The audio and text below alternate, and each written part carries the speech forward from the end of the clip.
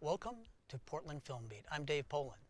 The hosts and producers of this program neither encourage nor advocate the investment of any funds in any project or financing of any film or other proposals discussed by any party in this program. This show is to introduce the guest to the community. And my guest tonight is Jeff Scott Taylor. How you doing? Hi, good. How you doing? Good. So why don't you tell us a little bit about your background and your training? Well, I'm an old musician slash videographer. My training, as far as film goes, started out doing filming rally races all over the U.S. Just live events and stuff like that in the 90s and early 2000s, and then went back to college, started studying motion arts and graphic design, and naturally just went right into video and film. Okay. So, what first got you interested in film? What first got me interested in film? I don't know. Kung Fu, the show, maybe in the 70s, maybe. Okay, good. I've always had a love for it, and I just watched all of those type of, the old Kung Fu theater and all of that stuff, the martial arts shows. Mm-hmm. I was really into that stuff, evidently, as a kid and as a teenager and stuff like that. So, just always had a passion for it, love for it, and just had to start making features eventually. It just was one of those things. Just So drawn to it. How many features have you shot so far? Let's see. I have shot 3 of my own features, and I'm working on 2 others right now that are other people's features as a director. Nice. So your current project, let's talk about that. It was a film called South of Heaven. Where did you come up with the idea for it? It's a noir type film? Yeah. It's film noir, kind of inspired by Raymond Chandler books, Mike Hammer books. I'm a huge fan of those guys from not necessarily just the old movies, but the actual gritty, hard-boiled kind of the novels. The movies are always a little hammy and a little bit, Bogart was a swagger. He had that swagger to him, but he was a little bit, over the top as far as the hard-boiled. The books were just so much more wonderful and gritty and dirty, and that's what South of Heaven is kind of. Well, I mean, I was totally, basically ripping off, Raymond Chandler's characters. What's his name? I can't remember. But there's the old saying in film, steal, but steal from the best. Oh, yeah, Raymond Chandler then. There you go, okay. But, South of Heaven is all about 1940s, 50s noir, with a little hint of, like, theatrical stuff in there. I mean, I tried to emulate some of that stage feel that Hollywood had back in that time period, where you knew it was a set on a stage, some backstage somewhere, backlot. We staged whole scenes in little warehouses and stuff like that to make it look like it was an office or this or that, and it was so obvious that it was a stage. It was so obvious that it was contrived, but that was the gimmick. That was the goal. Right. So, you got to use what you can too Yeah. when you're making independent films. Yeah. But you want that special look. You want that special feel, something unique, and to go back to that old theatrical look. The old time. Yes. When I watch the clips, I see it. Yeah, I can see what you're talking about. Yeah. But updated into a modern kind of setting. Okay, so what are a few things you learned making this film? Learned. I learn something every time I make a movie. Every time I'm out on set, I'm like kind of adjusting my perspective about things. Okay. And this one, I learned. I don't know what I learned. I kind of put more of a realistic, limit on myself as far as for future projects because of that film, and started to really God, that's a tough one. That's a tough question. Okay, yeah, well, all right. Well, let me think about that. How about we go on to Yeah. what does this film say about the world we live in? Mm. Or is it just it's just fictional? Yeah. Well, it is a fictional story. It's all about that. I mean, for me, it's all about the Blade Runner style thing, where it's not about our world. It's like Excellent. this. It's slightly skewed, and it's a Excellent. slightly changed perspective from what we view as normal. Because these guys are like in the modern era. I mean, but they're wearing clothes that are a mix of like 1940s, like hats and modern Fedoras? clothes and fedoras. Yeah, yeah. Okay. Yeah, the lead character is actually wearing my grandfather's hat from the 1940s. Nice. Briefly describe the appeal you think your film will have for audiences. It's hard to say. I think it's kind of it's kind of geared towards people that are more interested in otherworldly things. I mean, it's like other dimensions of our reality. They're not going to be. It's a crime drama. But it's just like yeah, it's a crime drama, but it's not totally realistic. It's a little bit of the suspense. There's not really much of a horror aspect to it, but there's a little graphic. As you know, there's like one or two graphic scenes that are somewhat disturbing, but that's about all I can say. I mean, it's like it's not meant to be anything realistic. It's meant to be kind of a fantasy, hard-boiled story that's hard and a little bit jaded. It's very jaded. It's a story about a guy who's like just classic noir detective, just like really embittered and not really appreciating the world he lives in. But we kind of like took that angle and kind of blended it with our lead character. His name is Maya Washburn, and he is a Iraqi vet. He's still in the military. Yeah, I think and, he did. yeah. I know he did 3 tours, I think. And he's going back soon. But Can you tell us the other person we might know from Portland? And actually, he's got a brother who's pretty famous. Daniel Baldwin is he's one of the lead characters in the story. He plays a kind of the older detective. He's kind of a mentor to Washburn's character, and kind of like tries to steer him away from trouble, because our lead kind of like, he doesn't seem to fit into society very well, so he kind of gets into trouble, and it just keeps coming. It's kind of classic film noir kind of flavor. Right. I actually auditioned for the film because I was going to be the villain, but the producers and Jeff decided that the villain should be a woman. So it actually, I think it was a great decision on their part. So I'm not jaded or offended by it. I understand that. And, yeah, it was a good decision. You gotta love Shannon Day, though, right? Oh, you absolutely gotta love Shannon Day. That's for sure. She's amazing. She is amazing. Yeah. She I mean, can't wait to see the film. Yeah, South of Heaven. What emotion do you feel South of Heaven will bring forth in viewers? Or emotions? Yeah. That's a tough question. I know it's a tough question. I'm not sure, what kind of emotion it.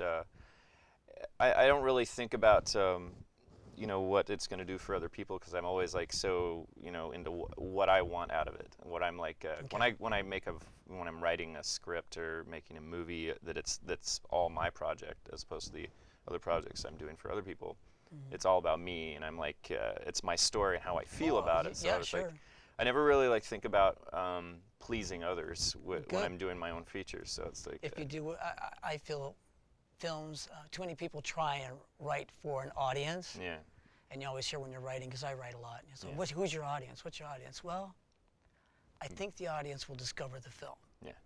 And I think that's what you're saying. So. Yeah, it's the way I hear it is. I'm gonna, it's served on a plate. You either want to try it or you don't. You want to eat it or you don't, right? So, what do you think are your film's South of Heaven's strengths? The story has a lot of twists and turns. It's got a nice arc, and it's unique enough in its kind of like abstract kind of stepping aside from our reality that I think it will keep people interested. Plus it's got those wonderful narrations of the 1940s where Oh, it okay. always keeps people like interested when you have somebody like talking over scenes and they're like describing situations. It's like it's part novel, part movie. Cool. Hmm. When do you expect you'll have your premiere? The premiere, because it's SAG, we have to do an online premiere. We went with a mixed media version of SAG because it was a low budget film. Right. So we have to do one online premiere, but we're going to have a theater premiere after that. And In Portland, like the yeah, Hollywood? oh, of or course, something yeah. like that? Okay. Well, I'm more.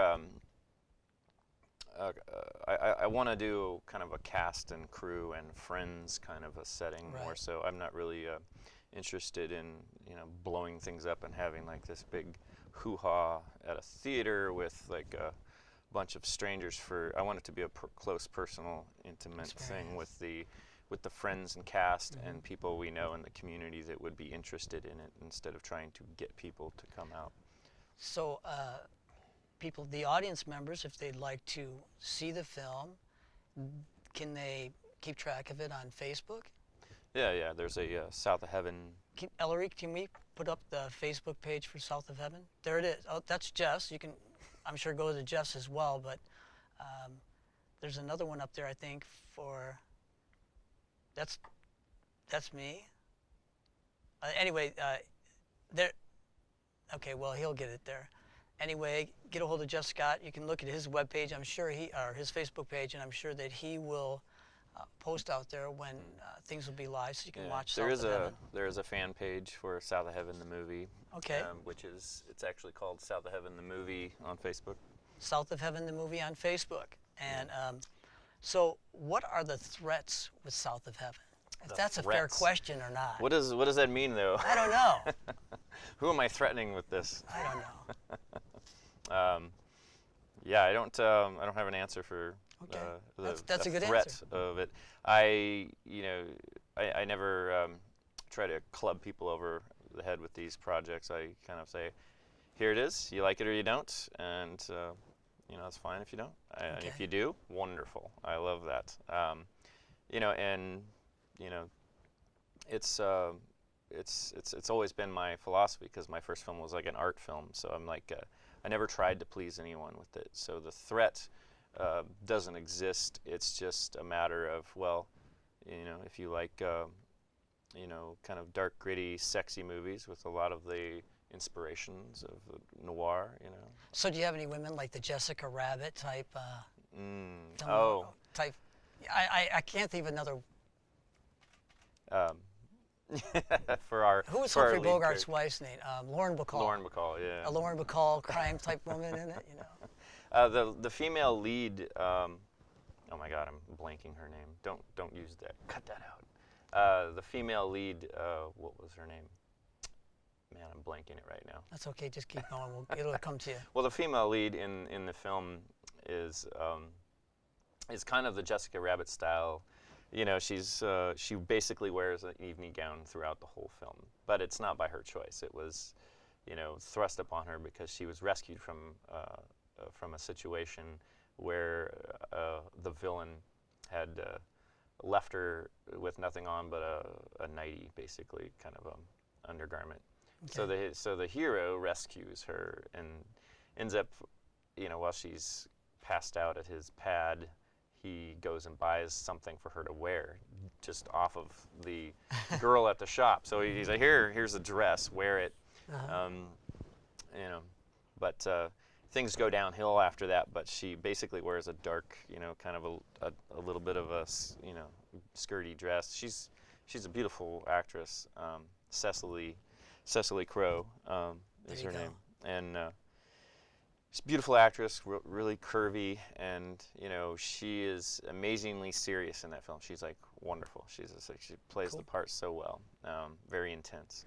So I think we've done a lot of talking about South of Heaven, but is there anything else you can add to where South of Heaven primarily differentiates or distinguishes itself from other works? Um, where South of Heaven distinguishes itself? Yeah, or Um, differentiates itself from other works, or even possibly the other works yeah. that you've done. Well, yeah, we could go with that. I mean, as far Okay, as we'll go with that differentiate. one. How's that? As far as like scripts I've written, I have like 6 or 7 of them sitting on my shelves. I lose count. That one, I was studying. I went back to college back in like '04, and you know, because I was bored with my corporate gig, and I understand that. yeah, so I just took whatever classes I wanted, other than my motion arts and filming classes and stuff like that. And I took some film noir classes, so I started to really get absorbed into that genre and started writing stories and when I was done with college, I had already halfway finished that South of Heaven script based on Raymond Chandler stories and Philip Marlowe and Mike Hammer stuff. So I started to get away from like my first film, which was kind of a horror film, but it was an art horror film, which was like it was my own little baby that I spent 3 years doing effects and editing, playing around with, inspired by Eraserhead from David Lynch. Uh-huh. So that broke me out of the pattern that I would have been stuck in, which would have been the easy way out. You would have done films, started out with films that would have been less trying to elevate yourself. They would have been, because usually like when filmmakers start out with a feature film, they usually start out with the easy type. They start their first one's always some kind of easy film. It's a horror film or some kind of cheesy comedy or a stoner flick, or their first films are always funky. So that was the second one was a suspense drama, but the third one, completely different. South of Heaven was completely, that breaks it out of the mold for me, and I luckily I haven't had any competition at least in this part of the country, as far as film noir feature films go. Sure. So, I remember when you were auditioning for it, how many people were talking about, oh, I want to be in it. Oh, I want to be in it. There was a ton of interest as far as actors were concerned, because I know a lot of them. They were just it seems coming out of the wall about it. So that's good. Anyway, what we're going to do, if you don't mind, we're going to take a break right here and watch a 1 minute long clip of South of Heaven. All right. How about Eve Calloway, Nick Underwood, Isaac Lee Sternwood, Laura Marie Sternwood? No? And we're not trying to pin anything on you, Jake. We know you didn't slice the junkie or pop the girlfriend. But we have questions. Where did this note come from? Who wrote it? And what is your connection to Eve Calloway? Do you remember that day you and your platoon got back from the job? The bad day. Man, I don't know what happened out there that day, but it wasn't good. And you came bouncing out of that Black Hawk, screaming and yelling and throwing punches in the air. Everyone's just standing there looking at you. I came running up. I said, Jake, Jake. You're still just throwing the punches.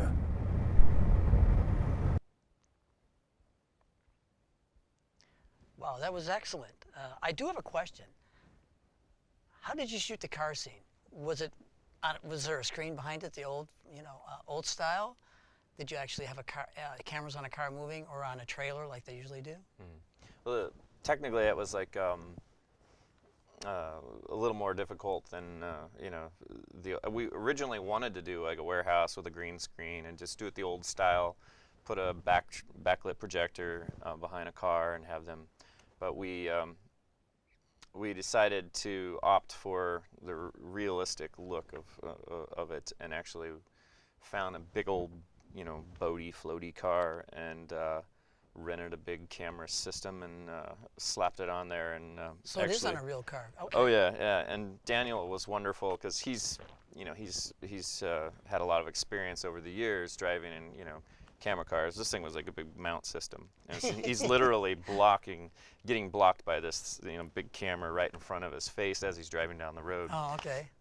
And he did a great job with that. yeah, it was that was a challenge.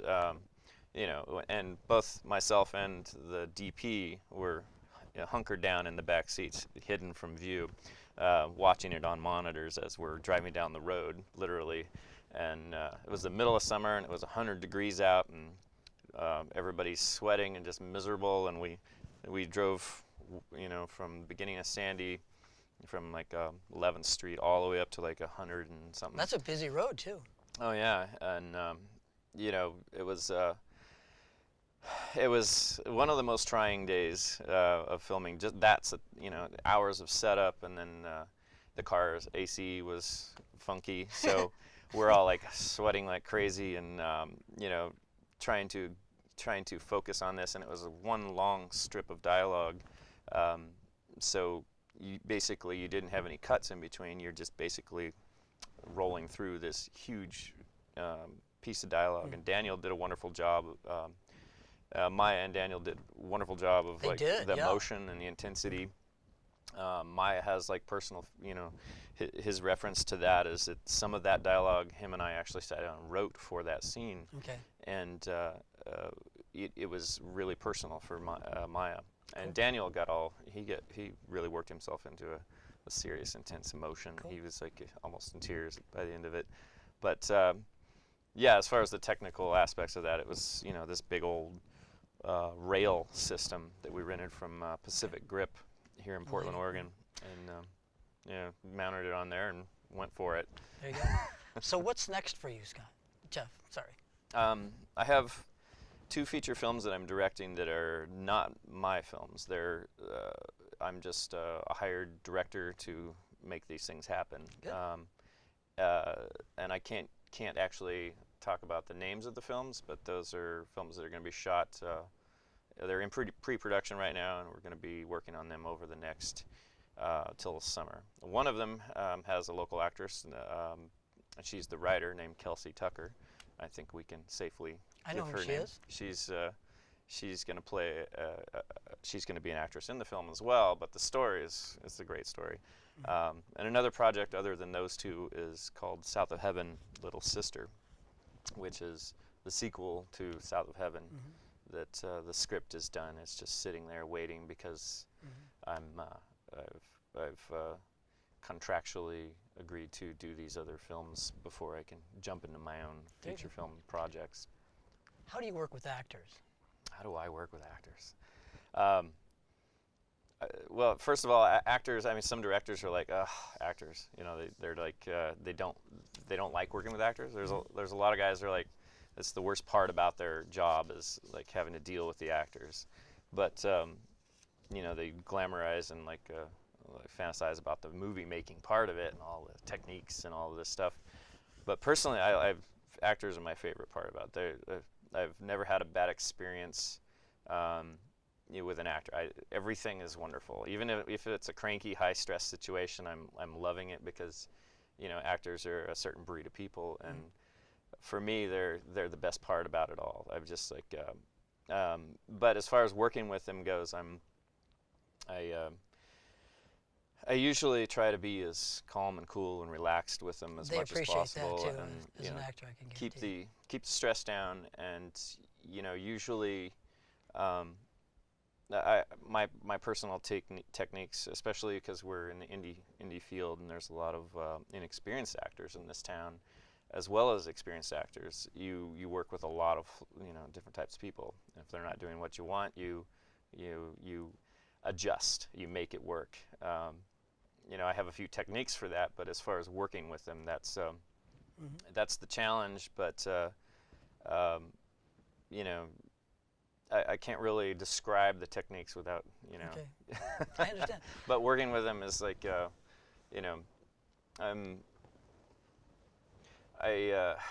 see what's a good way to describe that?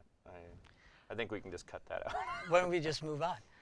What is your favorite part of filmmaking? As far as Writing, directing, post, yeah, editing? my favorite part of filming is actually writing and actually getting out there and shooting. I like the actual hands-on, gritty, getting out there and shooting all the time. It's editing is something that you know, I'm forced to do. It's not my first choice, but when I want something done and I want it done quickly, sometimes I have to do it myself. Okay. We're gonna have to start wrapping up here, but Yeah. any advice you can give to anyone trying to get a film made? Get out there and do it. I mean, don't dilly-dally. People in this community tend to, ramp it up, make a big deal out of it for a couple years. But the more you wait, the harder it gets. I'm trying to get one made myself, and, yeah, and you I'm just- learning a lot about you just gotta get just- out, do it. You got to do it. Use the Just equipment you got, use the people you got, and just Yeah. make it film. use your resources. There's a And lot you of people. find your next film, you get better resources usually. A lot of great people in this community that are just willing to just jump in there. Right. Um, So where do you hope to see? where do you hope to see yourself in 5 years? Exactly where I am, making films that I want to make, of my own choice. I mean, that's basically all I can ever ask for in this world, is to be, continue working in this field and to keep making movies that I want to make. Okay, good. So if you'd like to get a hold of Jeff, can we get his email up there?